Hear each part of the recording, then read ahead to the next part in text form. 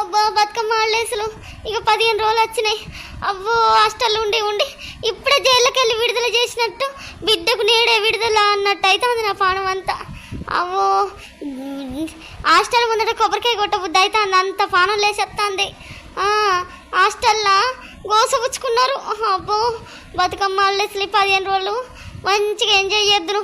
ఓ ఊరంతా తిరుగుదును. అవ్వా మా అయ్యవ్వ తీసుకుపోయి సెంటర్ జైలు వస్తుంటే హాస్టల్ వేసి వచ్చిండ్రు. అందులోకి వెళ్ళి బయట పడతా అంటే అబ్బా జైల్లోకి వెళ్ళి సెంటర్ జైల్లోకి వెళ్ళి బయట పడ్డట్టున్నది నా పానం అంతా. హాస్టల్ లైఫ్ గట్లుంటుంది. మా అమ్మ నానే చేసేది ఇదంతా ఎట్లయితేంది.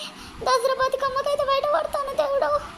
ఓలేమ్మా ఇక పోయినాక ధూమ్ధాం తిరుగుడు. ఇప్పుడు చింటూ మాడలు అనిపించుకుంటే ఇక బతుకమ్మ హాలిడేస్లలో తిరిగి బయటకు వచ్చేటప్పుడు సెంటర్ జైల్లోకి వెళ్ళి బయటకు వచ్చిన ఫీలింగ్ అనిపిస్తూ ఉంటుంది పిల్లలకి.